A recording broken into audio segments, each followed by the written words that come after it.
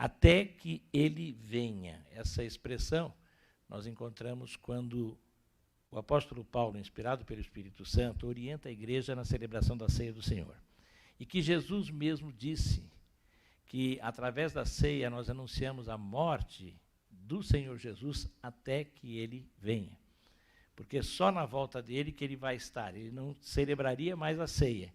Ele participou uma vez e depois ele não celebraria mais. E, portanto, ele agora, naquela celebração, anunciava isto.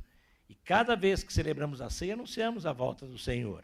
A morte dele que pagou o preço dos nossos pecados. No entanto, todos os dias somos desafiados. Estamos encerrando o Evangelho de Lucas, fazendo estes estudos que temos feito, pregando. Deus tem levantado entre os pastores, pela manhã o pastor Wagner destacou, cada um dos 4 pastores que tem pregado regularmente, estão fazendo, sempre apresentando um livro da Bíblia. E desde o final do ano passado até agora eu preguei sobre o Evangelho de Lucas, desde o início, quando foi anunciada a vinda de Jesus, a vinda de João Batista.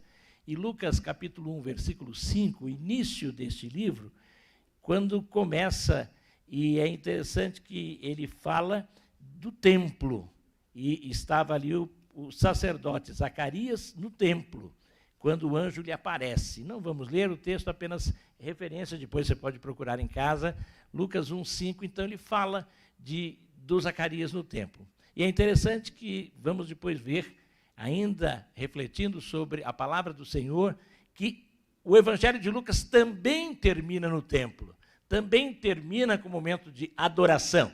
O Evangelho que nos convida a adorar. Evangelho significa boas novas, boas notícias. 4 evangelhos o Espírito Santo inspirou, 4 homens diferentes, com experiências próprias. Lucas, que nem judeu era, os outros 3 evangelistas eram judeus. Lucas, de origem grega, é usado por Deus para anunciar principalmente que Jesus Cristo veio para todas as pessoas de todo mundo e que agora o Evangelho tem que continuar a ser pregado a todas as pessoas de todo mundo. Leremos a palavra do Senhor em Lucas, capítulo 24, o último capítulo. Já lemos na semana passada acerca do encontro de Jesus com os discípulos, depois de ressuscitado. Jesus morreu, ressuscitou, vai aparecendo aos discípulos, e depois que ele tem um encontro com os discípulos no caminho de Emaús, os discípulos voltam para onde estavam os outros, e ali Jesus manifesta-se novamente. O capítulo 24 vai também mostrar este encontro de Jesus com os seus. Ele entra na sala que está fechada, come com eles, mostrando que não era um espírito, que não era um corpo fluídico que estava ali agora, um fantasma assim aparecendo, algo etéreo, mas Jesus realmente em corpo, carne, agora ele mostrava os sinais da cruz, o ossos, o corpo completo, ressuscitado, glorificado. Tanto é que ele já não tinha aquela aparência que ele teve quando foi maltratado, quando foi chicoteado, quando foi crucificado, sangue escorrendo. A última impressão é que fica, imagina os discípulos olhando para aquele homem desfigurado. Isaías dizia que, e o salmista também diz que as pessoas desviariam dele o rosto. Muitos discípulos nem quiseram, aquela imagem ficou. Quando Jesus reaparece para eles, Jesus aparece muito mais bonito, aparece o Jesus jovem, perfeito, e por isso a dificuldade deles em reconhecerem Jesus. Algumas pessoas têm até dúvidas, porque o texto diz, e já ouvi gente falar, mas será que não era outro? Não, não era outro. Ele mostra claramente, aqui quando ele aparece aos discípulos, ele mostra, toquem aqui, aqui está o sinal dos cravos, aqui está o lugar onde a lança entrou. Ele não tinha mais o rosto agora macetado, aquele rosto desfigurado, mas ele tinha sinais para provar as chagas que ele trazia nas mãos, nos pés, do lado, para mostrar e para provar que realmente era ele que tinha sido crucificado e ressuscitado. E agora ele aparece, ele encoraja. Mas nós leremos a partir do versículo 45. Ele conversa, ele fala de tudo o que, e toda a Bíblia, o que a Bíblia toda falava dele, da lei, do Velho Testamento, dos profetas, nos Salmos, nos livros históricos, ele discorre explicando tudo que se falava acerca dele, porque Jesus Cristo é o centro de toda a Bíblia. Jesus Cristo é o centro do Velho Testamento, é o centro do Novo Testamento. A mensagem central é esta: Deus amou o mundo e veio ao mundo, enviou o seu Filho unigênito para que todo aquele que nele creia não pereça, mas tenha a vida eterna. Isso é apresentado do Gênesis ao Apocalipse. E aqui ele está falando com os discípulos. Vamos ler juntos? Versículo 45 até o versículo 53. Vamos ler? Em casa, leia também. Então lhes abriu o entendimento para compreenderem as Escrituras. E disse-lhes: assim está escrito, que o Cristo tinha de sofrer, ressuscitar dentre os mortos no terceiro dia, e que em seu nome se pregasse arrependimento para a remissão de pecados a todas as nações, começando em Jerusalém.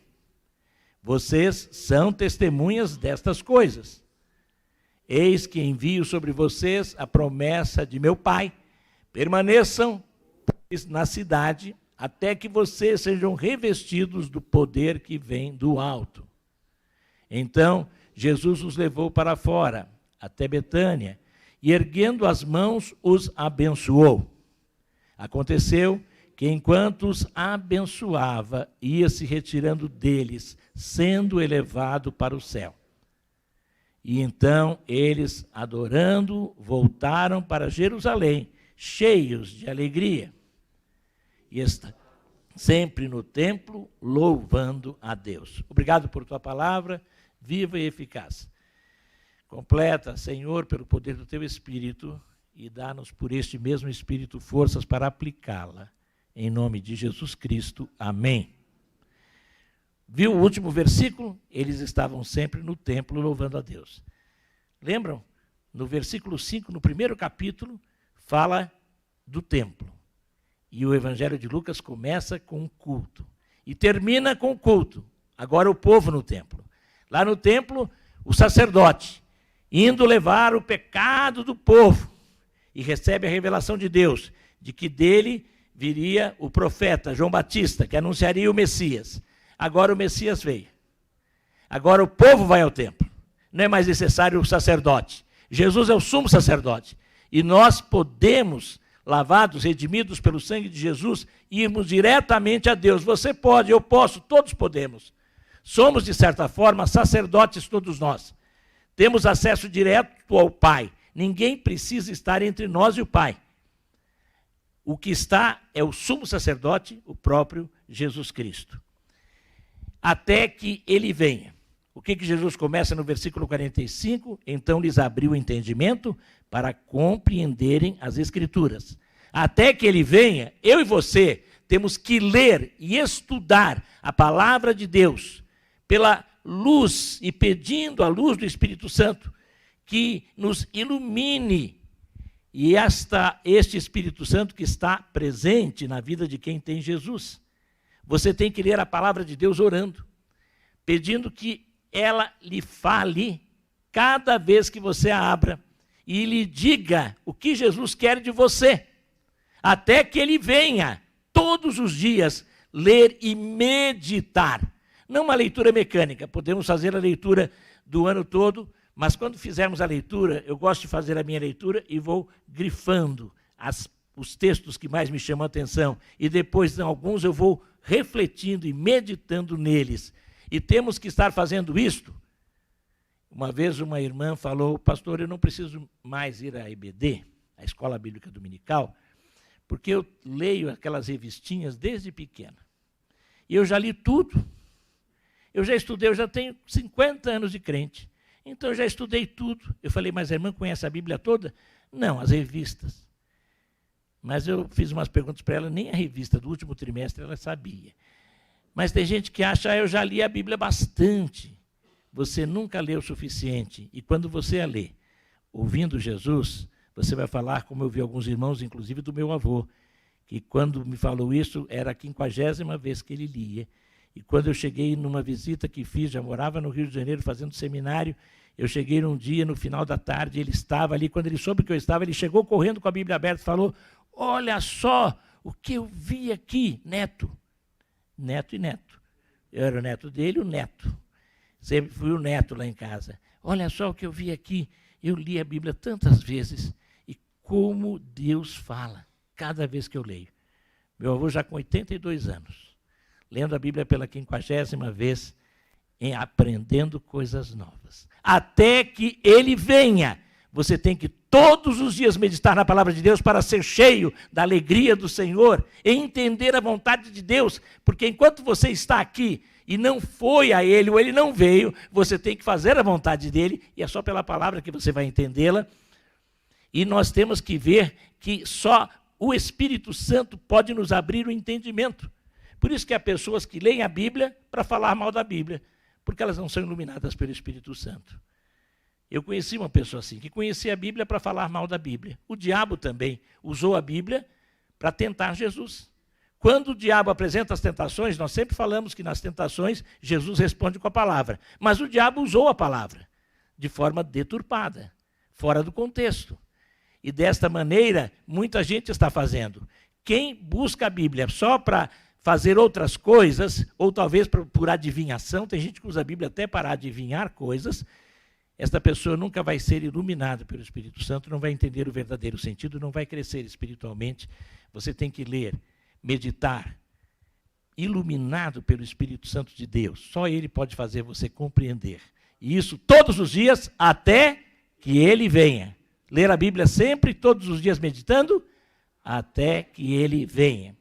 Agora é interessante, no versículo 46 e 47, Jesus diz, assim está escrito, que o Cristo tinha de sofrer, ressuscitar dentre os mortos no terceiro dia, e que em seu nome se pregasse arrependimento para a remissão dos pecados a todas as nações, começando em Jerusalém.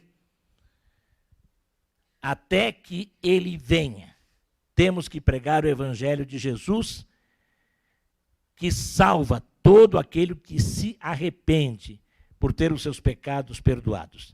Não um evangelho do triunfo e da vitória. Crê em Jesus e você vai conseguir vencer todos os problemas. Crê em Jesus e pare de sofrer. E crê em Jesus e vem aqui para a igreja. E traga o dízimo aqui, que eu vou abençoar. Muitos dizem isto. Não é este o evangelho de Jesus. O evangelho de Jesus é o evangelho que aponta o pecado. Por isso muita gente não quer ler a palavra de Deus, não quer ouvir do Evangelho, porque não quer ser confrontado com o seu pecado. O Evangelho de Jesus é como o metiolate antigo, que ardia. Metiolate atual é Nutella, não arde. O metiolate da minha época era vermelho e ardia, né? Ele deixava uma marca. Então, aquilo ali, a gente sentia que estava, né? Parece, minha mãe uma vez falou, o que está acontecendo, mãe, por que dói? E ela falou, é porque os bichinhos estão morrendo. Eu comecei a soprar e falar, morre logo, morre logo. E doía, aquilo ardia. Sim, a palavra de Deus faz isso, às vezes ela aponta e arde. Glória a Deus se está ardendo. Se ela pesa, eu vi uma pessoa falando, pastor, eu não posso ler a Bíblia porque toda vez eu choro. Por que você chora? Porque ela mostra sempre alguma coisa errada que eu estou fazendo. Glória a Deus. Glória a Deus. Glória a Deus que você está ouvindo, porque o Espírito está falando com clareza para você. A palavra de Deus tem que nos levar ao arrependimento. Arrependimento é mudança de mente, é metanoia, é mudar. Não apenas uma mudança de vontades, uma mudança de estilo de vida. Mudar a vida. É uma transformação, metamorfose, é tudo isso, essa mudança que vem. Como foi dito aqui pela manhã, pastor Wagner pregou, temos que ser formatados, reformatados, na verdade, né? Pela palavra do Senhor, pelo Evangelho. Mudança, fé que produz arrependimento, fé que leva você a se arrepender, fé de verdade em Jesus Cristo, que veio não apenas te dar a vida eterna, mas se tornar Senhor da sua vida, para mudar a sua vida, para que você passe a viver uma vida em santidade, santificação. A salvação tem que ser seguida do desejo de santificação, que é fruto do arrependimento, que é fruto da verdadeira fé em Cristo Jesus, e este evangelho tem que ser anunciado até que ele venha. Nós temos que pregar esse evangelho. Não apenas o evangelho das vitórias, o evangelho das bênçãos, mas o evangelho da mudança de vida, o evangelho do arrependimento, o evangelho da santificação, até que ele venha. Até quando? Até que ele venha, eu e você. Temos que pregar o evangelho. E é interessante que Jesus Cristo disse que no seu nome pregasse o arrependimento a todas as nações, começando em Jerusalém, mas indo a todas as nações. A palavra nação aqui, originalmente, ela tem o significado, não assim você ir na questão que a gente fala hoje, essa divisão geográfica, política, estou no Brasil, fui para a Argentina, não é isto. Eu preguei já em várias nações, porque eu preguei no Chile, na Argentina, no Paraguai, fui lá para os Estados Unidos. Nações aqui são etnias. Só no Brasil nós temos mais de 1000 etnias, porque são as línguas. Mas como? Aliás, no Brasil não são tantas assim. Parece que chegam a 500 línguas indígenas, que são etnias. Cada língua indígena é uma etnia, é uma cultura diferente. E o evangelho tem que ir para aquela língua, eles têm que ouvir na sua própria língua, compreender na sua própria cultura. E agora nós falamos ainda de outras culturas, né? Dentro dessas chamadas culturas urbanas, as tribos urbanas. Temos que pregar o evangelho na língua do roqueiro, temos que pregar o evangelho na língua de todo mundo e todas essas diferentes culturas que temos hoje, e o evangelho tem que chegar a todas as pessoas, em todas as línguas, todas as etnias, todas as tribos, povos e raças. Não apenas ir num país, estamos com missionários em 190 países, é muito mais do que isso, é atingir todas as etnias. E Jesus Cristo declarou isto, quando você vê em Mateus 24, e ele está ali trazendo a predição da volta dele, ele diz no versículo 14 de Mateus 24, um dos sinais da volta dele é qual? E será pregado este evangelho do reino por todo o mundo, para testemunho a todas as nações, a todas as etnias. Então virá o fim. Vamos ler esse versículo? E será pregado este evangelho do reino por todo o mundo, para testemunho a todas as nações. Então virá o fim. Maranata, pastor, eu quero que Jesus venha. Pregue o evangelho. Maranata, pastor, eu quero que Jesus venha. Envie o missionário. O missionário é o seu substituto. Eu não posso estar em todas as nações, mas eu posso sustentar e enviar pessoas às diferentes etnias deste mundo para receberem a mensagem do evangelho. Estava conversando nesta semana com um trabalhador que eu conheci, trabalhador que fala das coisas de Deus, que trabalha. E ele trabalha também num hospital, lá no interior da Jordânia, lá no deserto. Trabalha num hospital que trata de tuberculosos, que foi fundado para ajudar e para atender os beduínos que não têm, que vivem em tendas. E ele diz que agora ele está na equipe do hospital, e a esposa dele ali está também, e eles estão na equipe do hospital, e ele vai a cada 15 dias para uma região bem mais distante, na fronteira com outro país, para atender um grupo desses nômades que ficam correndo o deserto, estacionando aqui e ali em alguns oásis, e eles vão lá, e eles sabem que aquela caravana vai passar por ali, eles vão lá visitar, dar o atendimento médico e levar a mensagem do reino, até que ele venha. E quando eu e você investimos em pessoas que fazem isto, nós estamos apressando a volta de Jesus, porque ele não voltará sem que antes o evangelho do reino seja pregado como testemunho a todas as etnias. Amém? Se eu e você não fizermos isto, Jesus não voltará. Eu quero que Jesus venha, participe desta grande obra da evangelização mundial, orando, indo, contribuindo, até que ele venha. Também, até que ele venha. O versículo 48 diz: vocês são testemunhas destas coisas. Eis que envio sobre vocês a promessa do meu Pai. Permaneçam, pois, na cidade, até que vocês sejam revestidos do poder que vem do alto. Testemunha. A palavra testemunha em grego, sabe como é? Mártir. Quando a gente pensa em mártir, logo vem na cabeça quem? Tiradentes. O mártir da independência. Por que mártir? Porque ele morreu pela causa que ele acreditava. O primeiro mártir do cristianismo. O primeiro mártir foi Estevão, que morre também, apedrejado, porque ele estava falando de Jesus, mostrando que Jesus tinha ressuscitado, estava vivo, era o Messias, e por isso ele foi apedrejado por aqueles que se diziam religiosos também, mas não concordavam com ele, e o apedrejaram. Nesse sentido, nós sabemos que ser mártir, ser testemunha, a palavra mártir, ela passou a ter o sentido de alguém que morre, porque morre por causa do seu testemunho.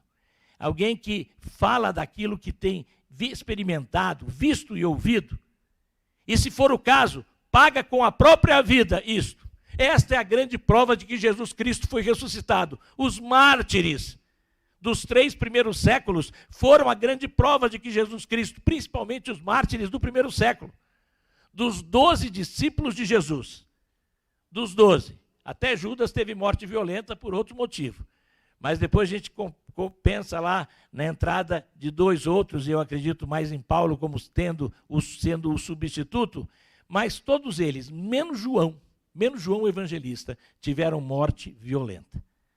Paulo, que teve morte mais suave, foi decapitado porque ele era cidadão romano.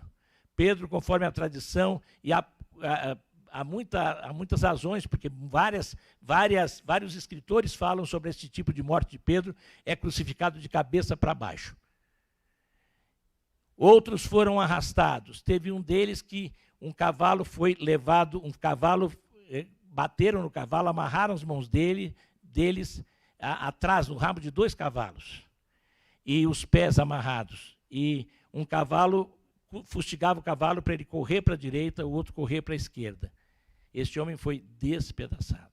Um dos apóstolos, um dos discípulos de Jesus. Fora os outros que seguiram. Estevão não era dos 12 e teve a morte violenta. Por que eles tiveram morte violenta? Porque eles testemunharam o quê? Jesus Cristo é o Messias, Jesus Cristo ressuscitou e vive. E eu vi Jesus. Mais de 500 viram. Se fosse uma mentira, será que 500, 400 e poucas pessoas morreriam por uma mentira? Uma pessoa talvez morra, está louca. Mas 400 que viram Jesus em diferentes períodos após a sua ressurreição, nós vamos falar disso. Então aqui uma das grandes provas de que a ressurreição de Jesus é um fato incontestável, é o fato de que aqueles que viram, testemunharam, foram mártires, pagaram com a própria vida pelo seu testemunho. Eu e você somos desafiados a sermos testemunhas. Graças a Deus, em nosso país não existe esta situação. Mas em muitos países existem. E até hoje há testemunhas que pagam com a própria vida por falar de Jesus. Até hoje, a gente sofrendo em cadeias no mundo, por causa do testemunho do Evangelho. Mártires, testemunhas. Agora, eu e você somos chamados a estarmos pregando. Aqui no Brasil, numa boa. O máximo é zombar da gente. O máximo é ter uma pressãozinha na escola, no serviço, conforme a situação. E às vezes alguns até por não falarem com sabedoria. O máximo é alguém deixar e até cortar a amizade conosco. É o máximo. Mas eu tenho que ir. Ou como quando acontece com os gideões e vão visitar uma escola, muitas vezes são impedidos de cumprir o trabalho deles ali. Tem que ir para o outro lado da rua. E ficam entregando ainda. Mas isso daí, ninguém os apedreja. Ninguém corre atrás. Ninguém põe fogo neles. Ninguém os prende. Agora, neste sentido, eu e você, somos desafiados a anunciarmos o Evangelho, se necessário for, com a nossa própria vida, sacrificando, mas às vezes não queremos sacrificar alguns minutos para falar com alguém de Jesus. Não queremos sacrificar algum tempo para mandarmos uma mensagem de Jesus. Mandamos um bocado de mensagem, mas poucas vezes falando de Jesus.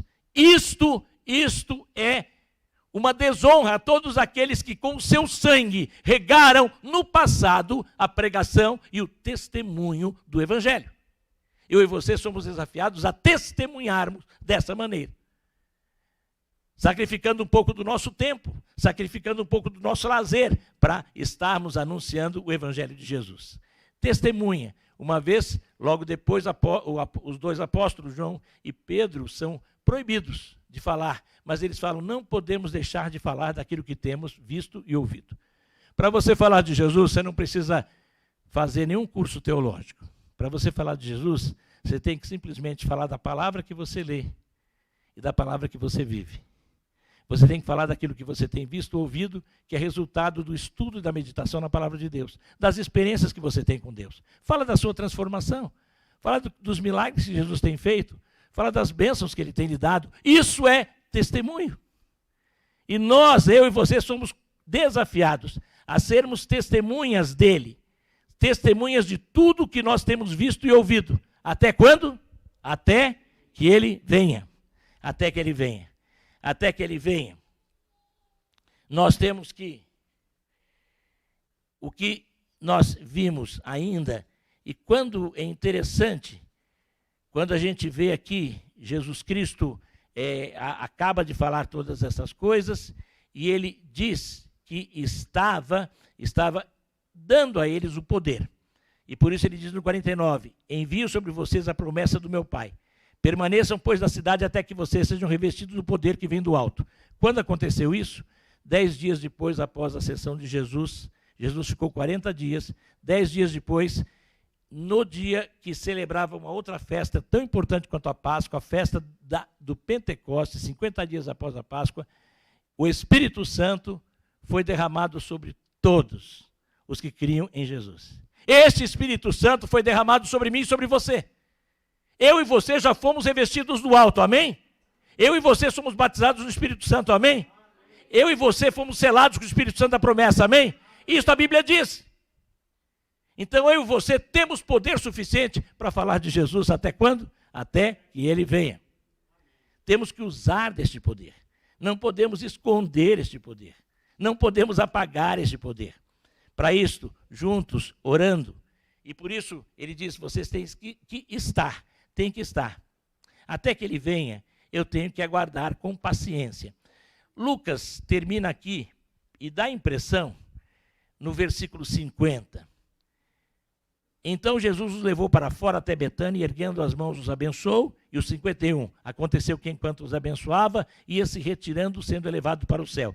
Quando você lê rapidamente o texto, a impressão que dá aqui em Lucas é que Jesus Cristo acabou de, na mesma noite que Ele ressuscitou, Ele volta de Emaús, se apresenta aos discípulos, ensina todas essas coisas, já sai com eles para a ressurreição. Não é essa a impressão? Quando você lê aqui, você tem essa impressão.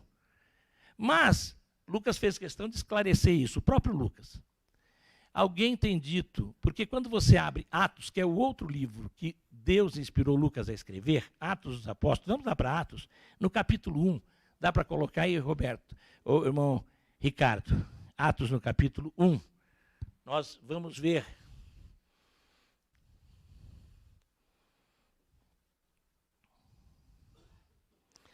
versículo 3. Vamos ver?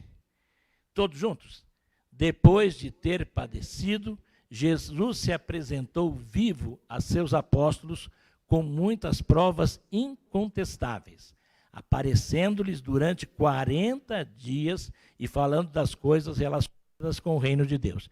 É o mesmo Lucas. É o mesmo Lucas. Então aqui ele está esclarecendo.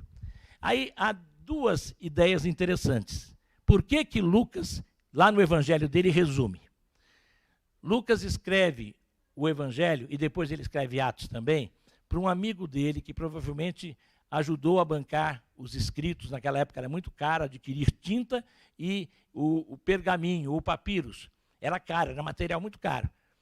E ele teve alguém que o patrocinou, chamado Teófilo, e talvez ele fez algumas cópias e já espalhou essas cópias. Então, alguns acham que o final do evangelho de Lucas, Lucas escreveu bastante coisa no seu evangelho, e que no final, talvez ele já não tivesse mais pergaminho para escrever. E ele faz um resumo. Há uma teoria sobre isso, que ele teria feito um resumo porque ele estava terminando. Outros acham, e eu partilho mais disto, que alguém levaria o evangelho para Teófilo, que estava querendo logo isto, e estava com pressa, e ele então faz um resumo. Mas depois ele pensa assim, olha, fala para o Teófilo que eu vou completar tudo isso. Eu vou escrever um segundo livro para ele mais tarde. E mais tarde, vivendo todas as coisas, ele escreve, porque ele escreveu o Evangelho de Lucas, provavelmente já andando com Paulo, e provavelmente quando Paulo está preso em Cesareia. 2 anos que ele ficou preso, muitos estudiosos acreditam que foi o tempo que Deus usou e inspirou Lucas a escrever, entrevistando, andando, vendo onde Jesus esteve, o Evangelho. Porque a inspiração de Deus não significa psicografia. Os autores inspirados não ficaram assim, recebendo como psicografia. Não. Inspiração é algo que vem de fora para dentro. Inspira. E aquilo movido pelo Espírito de Deus, com as próprias experiências que eles têm, com a capacidade que têm, mas movidos pelo Espírito, eles revelam a verdade de Deus. Na linguagem deles, mas uma verdade que tem valor eterno.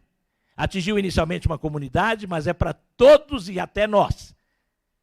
E nesse sentido, ele provavelmente, agora ele completa. Por isso que no capítulo 1 de Atos, ele começa falando do quê?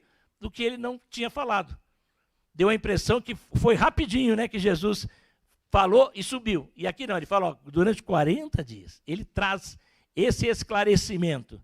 Durante 40 dias. Depois da ressurreição, Jesus fica 40 dias. Paulo, escrevendo aos Coríntios, vai dizer que mais de 500 testemunhas viram Jesus depois de ressuscitado. E isso é completado. E aí, no livro de Atos ainda, vamos ver aqui, no versículo 6 e 7, vamos ver, Atos 1, 6 e 7. Pode colocar aí, Ricardo, Atos 1, 6 e 7. Vamos ler. Então, os que estavam reunidos com Jesus lhe perguntaram, será este o tempo em que o Senhor irá restaurar o reino a Israel? Jesus respondeu, não cabe a vocês conhecer tempos ou épocas que o Pai fixou pela sua própria autoridade. Até que ele venha, parece que está demorando. Até que ele venha, vem logo, Senhor. Até que ele venha no tempo dele. Tem o tempo certo. O avô levou o menininho para ver uma borboleta saindo do casulo. E o avô levou no primeiro dia, a borboletinha estava ali se esforçando para sair, e começou a aparecer a anteninha, e ele ficou ali. Eu ouvi essa história porque eu nunca vi nenhuma borboleta sair do casulo, mas diz que ela vai saindo, com as anteninhas, foi mexendo, e ele vai levando, e demora algum tempo. Um dia ele estava fora, e estava ali, era uma chácara que ele tinha, e o menino grita, vô, vem aqui, vô, fiz uma bobagem. Quando o avô chega, ele vê no chão a borboleta só metade saindo com asas e a outra metade indo uma lagarta. E aí pergunta, mas o que aconteceu? Vô, eu achei que estava demorando, ela estava sofrendo tanto, eu quis ajudar. E matou. Às vezes a gente quer ajudar Deus. E às vezes a gente quer também, muita gente quer que Jesus venha logo, ou eu vou deixar tudo. Porque eu não aguento mais. Ele aguentou e ele tem paciência. E se ele ainda não veio, é porque não se completou o número daqueles que têm que aceitá-lo. Só ele sabe. Até que ele venha, você tem que perseverar. Perseverar em oração, perseverar em comunhão. E ele fala para a igreja, porque ninguém sabe. De vez em quando alguém fala, olha, o profeta lá está falando isso. Outro lá teve uma revelação daquilo. Falsa profecia, heresia, anátema. Afasta disso. Quem está anunciando a volta de Jesus é mentira. Quem está marcando data para a volta de Jesus é heresia. Pode falar muito bem, pode ter coisa bonita. Se falou isso, afasta, é veneno. Um pouquinho de veneno, joga fora o prato. Não serve. Só ele sabe. E eu não tenho que saber, eu tenho que continuar lendo a Bíblia, eu tenho que continuar pregando o Evangelho, eu tenho que continuar testemunhando. Até quando? Até que ele venha. E ele vem na hora exata. Não no meu tempo, no tempo dele. O tempo de Deus não é o meu tempo. A gente sempre tem que lembrar isso. Em todos os aspectos da nossa vida. Agora, é interessante. Até que ele venha, o texto também diz que eles estavam juntos. Eles, quando Jesus sobe, ele ascende aos céus. Atos vai dizer que 2 anjos vão falar assim como ele subiu, ele voltará.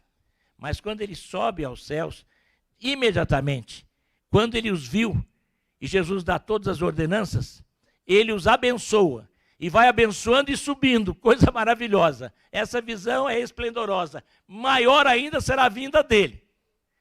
Mas vai ser grande também quando eu for ao encontro dele. Mesmo que ele não venha, mas eu vou. Se eu estou em Jesus, ao passar desta vida, serei recebido pelos anjos no céu. Aleluia! Será um grande encontro e depois vou participar da vinda dele aqui. Mas mais bênção será se eu participar do arrebatamento. Por isso o crente nunca deve pedir a morte. Crente nenhum deve pedir, ó Senhor Deus, acaba com o meu sofrimento, me leva logo. Não, peça sim, Senhor, venha logo. Ora vem, Senhor Jesus. Eu tenho que desejar o arrebatamento. Sempre. E eles estavam no templo louvando a Deus. Eu tenho que louvar a Deus com a igreja do Senhor, reunindo-me com a igreja, estudando a palavra com a igreja, pregando com a igreja, fazendo missões com a igreja. Até quando? Até que ele venha. Amém? Fiquemos em pé. Nós estaremos cantando ao Senhor. Feche os seus olhos agora. Na sua casa também feche os seus olhos. Até que ele venha. Ele sabe o tempo, mas até que ele venha, você tem que pregar o Evangelho. Até que ele venha, nós temos uma obra a completar, que só completa na volta dele. E nós temos que completar a missão até que ele venha. Até que ele venha, você tem que estar enviando aqueles que pregam o Evangelho. Até que ele venha, você tem que estar se enchendo do Espírito Santo, testemunhando onde você estiver. Até que ele venha, você tem que estar junto, firme na igreja do Senhor, usando os seus dons e talentos para a glória de Deus. Até que ele venha. Feche os seus olhos. Você que tem passado por momentos difíceis, você que está impaciente com alguma coisa, agradeça, porque Jesus Cristo morreu e pagou o preço dos seus pecados. Diga muito obrigado, Senhor, por Jesus. Muito obrigado, porque eu tenho certeza da sua vinda. Se você está impaciente, sentindo sem forças, diga assim: Senhor Jesus, renova as minhas forças, para que eu te sirva com alegria, até que o Senhor venha. Amém? Você que ainda não tem certeza da salvação, diga assim: Jesus, eu quero te receber como meu Salvador e Senhor hoje, porque eu quero estar junto com o teu povo até que o Senhor venha. Alguém aqui quer receber, estamos de olhos fechados, alguém aqui quer hoje receber Jesus como Salvador e Senhor na sua vida? Erga a sua mão, que eu quero orar por você. Alguém aqui em casa, tem alguém? Abaixo do link, abaixo da descrição do link, preencha que você deseja isto. E nós que estamos aqui, que temos orado agora, creiamos que o Senhor ouve a nossa oração e vai renovar as nossas forças para estarmos firmes juntos com o povo dele, anunciando a sua palavra até que ele venha. Amém?